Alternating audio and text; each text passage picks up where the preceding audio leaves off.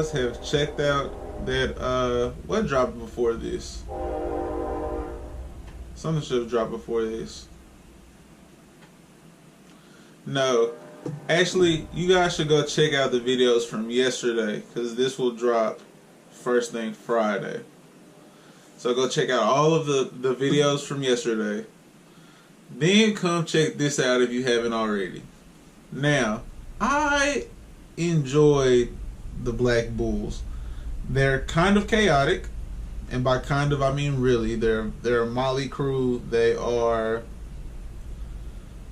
the Suicide Squad. They're a bunch of rogues, loose cannons. There's a bunch of ways to describe them, but the introduction of Magna I liked. I liked Yami, of course, but like Yami's style of leadership is so authoritarian, and at the same time, like he goes against what he's asking. It's I don't know. I like the Black Bulls though, and Asta's he's kind of growing on me a little bit because he has this characteristic where he's always yelling, and that comes off as so annoying, but it's genuine. That's really him, and it's not something that he's doing to make up for his lack of magic. That's really just him as a person. He's genuinely an excited person. He's genuinely charismatic. So you have to pull for someone like that, and the fact that he will openly accept your challenge to prove his worth and to go accomplish his goal to become the Wizard King, you have to pull for something like that. And Magnus challenge to him where it's like, okay, if you repel this attack, you are now an official member of the Black Bulls. He was like, you can dodge it, you can attack back, you can take it full on and survive. Just if I send this attack at you, you don't die. You're a part of the Black Bulls. This is our baptism. And he not only like takes his sword out, and he's thinking about this. That's his strategy to start off. Is he's going to take his sword out and cut through it, and like he processes it when seeing the attack that he can't really track it, and even if he does make contact with it, him splitting it, some part of him will be hit by it. By when he splits it, some part of him will be hit. So his mind is like, I don't know. I don't know. And his body's like, it's cool, I got it. Turns blade sideways and basically tennis volleys back. He volleys back the fire creation magic ball blast. And I was very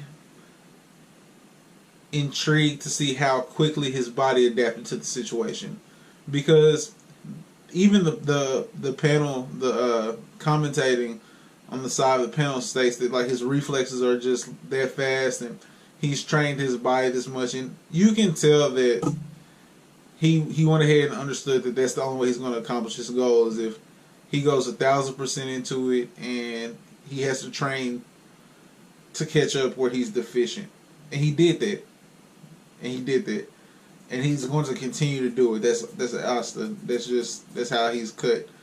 And so, for his reflexes to kick in like that, I am interested to see if he ever does develop magic, or even if there's like some abilities that he'll get from using the sword down the line. What his work ethic that he already has in place will create for what kind of skill set he'll have within that. And I'm sorry that I have so much that seems cluttered. It is cluttered coming out because I am overwhelmed by a lot of these chapters. The one thing that I found extremely interesting, or not, that's a lie. It's just something I took note of, is the different character dynamics of the Black Bulls individually. Where you have like this lust drunk, and you have the overprotective brother or obsessive brother, and you have the gluttonous little girl who's trying to get everybody to try the treats, and you have this prideful Magna, and it's interesting because you see like these characteristics in them, and I'm sure that it might be unintentional for them to all have like one kind of trait like that that's reminiscent of the seven deadly sins. But if we continue to be able to make that connection to them, and that becomes a serious character trait, I feel like that's a nice touch by this author. And I have not synced up with who writes this yet, so do not kill me.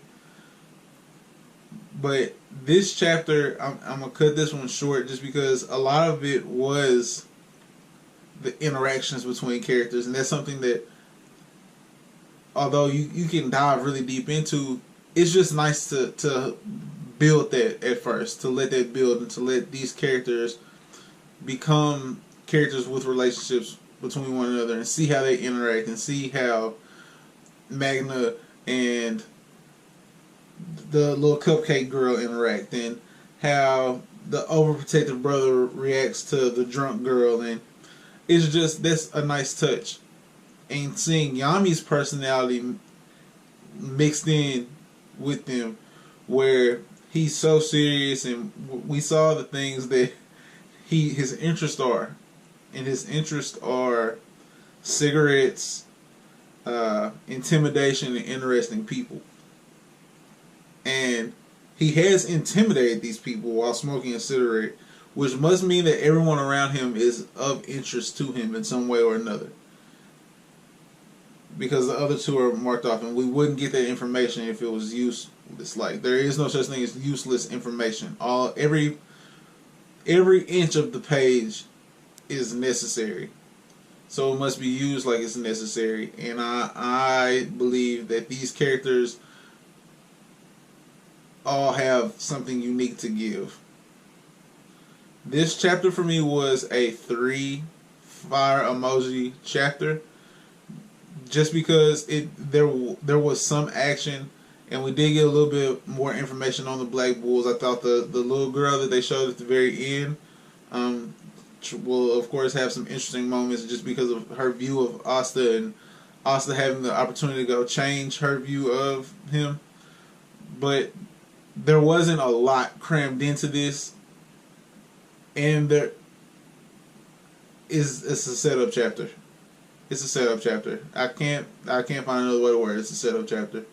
But I will be back with more Black Clover content, so subscribe. If you like this video, please give it a like, and let's get some conversation going down in the comment section below. That's going to be it from me, guys. Have a great rest of your day. Peace.